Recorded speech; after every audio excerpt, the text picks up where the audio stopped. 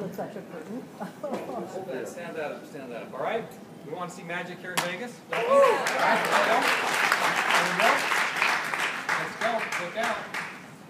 Bye. We have some music. Music.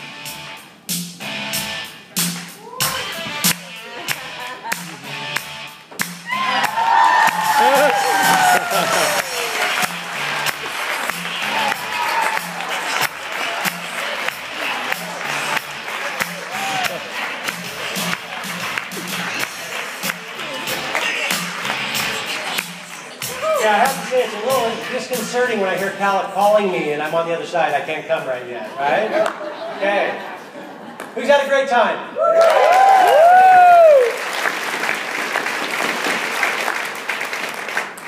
You know, this truly is a very, very special moment, very special time in our history as a company.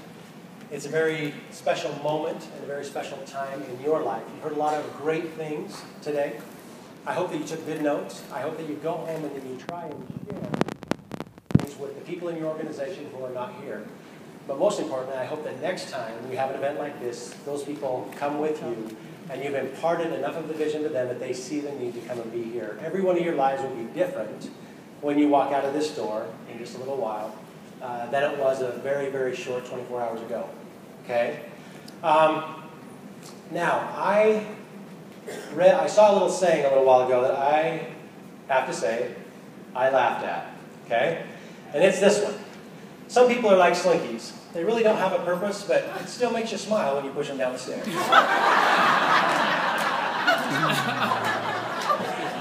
Now, if you're my wife and you're kind-hearted, she said, oh, that's kind of mean. I'm like, oh, come on, somebody's face popped into your head, didn't it? Okay? You can't tell me it didn't. Now, you know, I still laugh and smile when I read that, but I want everybody here to know that I firmly do not believe that statement. I actually believe that every single one of us has unlimited potential. Unlimited. Think about that. You can do whatever you want to do. We have the ability to grow and change as individuals endlessly. Okay? Now, we all started in different places, didn't we? None of us have the same background. In fact, we're probably all in different places right now. But we have the ability, the innate ability to develop and grow, to develop new strengths, to improve ourselves, and change. And I will dare say that not one of you in this room is the same person you were 10 years ago, 5 years ago, or even 1 year ago. You are different because you have grown.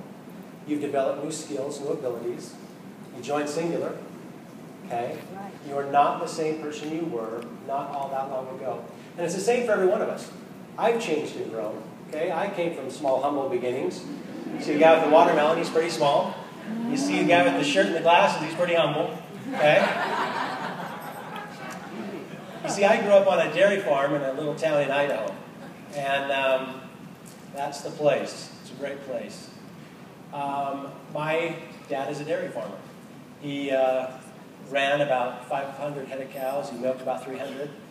And he farmed about 1,000 acres. And so his day went like this. 4 o'clock in the morning, I get up. 4:30, I'm in the milk barn milking. 11 o'clock, I'm done, clean up, come home, have breakfast, go out, drive tractor, work in the shop, irrigate crops, whatever he needs to do. Come back at 4:30, start milking cows, and wrap up the day around 11. If I'm real lucky, I can come in the house. If I'm not, I go out, check the water, do all the things that need to be done, come in, have supper, and go to bed. Okay? Now, that wasn't just 5 days a week. That was 7 days a week, 365 days a year. Year after year after year. Okay? However, my dad was a great, great man, and he is somebody that I owe who I am, what I've done to him. You see, on that little dairy farm, my dad had a bunch of boys, and because his day was packed, he expected his boys to go out and do everything else that needed to be done. And so I literally remember as a very small kid, 3 or 4 years old, my brother and 2 cousins and me, our responsibility was to go out and feed the calves.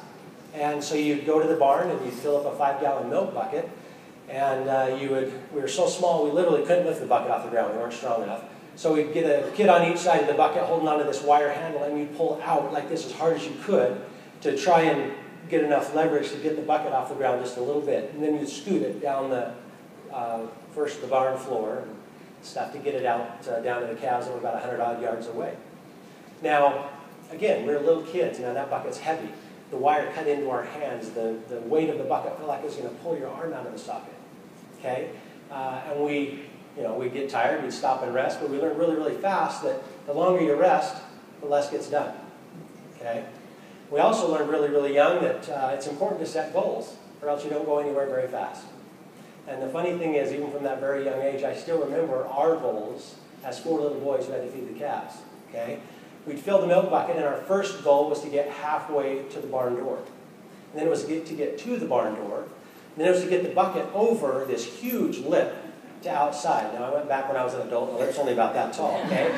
But you would not believe how much milk got spilled at that lip because it was so high back in those days. Then we had to get it to the corner of the barn, then to the shed, then halfway down the shed, then to the end of the shed, and then halfway to the calf pens, and then to the calf pens. Those were our goals. I still remember that, okay? Now, we didn't always make our goals if we filled the bucket too full or if we were tired or something. But that goal gave us something to strive for, to work toward, and we accomplished more. We went farther every time with a goal. Once we decided how to set goals, we went farther with those goals than we had before. Now, another funny thing, as we did the same job morning and night, day after day after day, we grew and we got stronger, and we were able to actually exceed our goals. Okay? Until we actually could condense the goals. Instead of halfway to the barn door, we made it all the way to the barn door, and then out, and then all the way to the corner of the barn, then all the way to the shed. And we got to the point where obviously we were in big enough and good enough shape to carry the buckets all the way. But those little tiny goals are what drive you and would allow you to exceed your abilities. Okay? Now, our business is no different. You have to set goals. And I want you to think about the things that truly make a difference in your business. Okay? If you do not have things in your day that are absolutes that are going to grow your business, your day fills up with what?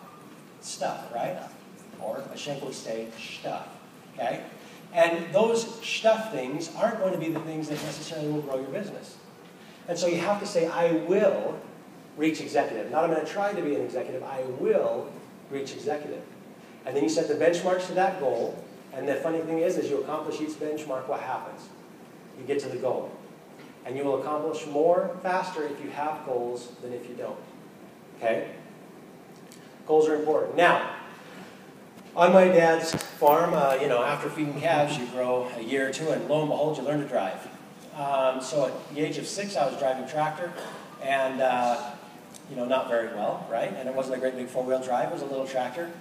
But my dad can accomplish a lot more with boys on tractors than without, right? So he put us on this tractor, and it's really interesting how he taught us to drive. He'd sit on the seat, he'd sit us on his lap, and first he taught us how to steer. Hang onto the steering wheel and drive the tractor down the field, okay? And then he would teach us about the gas, go faster and slower with the gears, the clutch, the brake. And then he'd move aside and he would sit us on the seat, and we would have to hang onto the steering wheel, and we'd be driving this tractor down back and forth across the field. And he would teach us what to watch out for. He'd be aware of your surroundings. Make sure that you're staying in a straight line as straight as possible.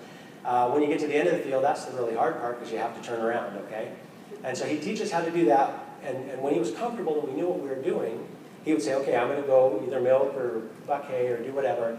If you need anything, just shut the tractor off and come get me. And he would jump off. And then his famous parting words were, when you get to the end of the field, remember, don't turn too sharp or else the back wheel of the tractor will catch the bar that's attached to the harrow and it'll flip on top of the tractor and kill you. Okay? And that's true. And then he would trot off across the field to his motorcycle and go do what he did. And he would leave behind this shaking 6-year-old with a death grip on the steering wheel, okay?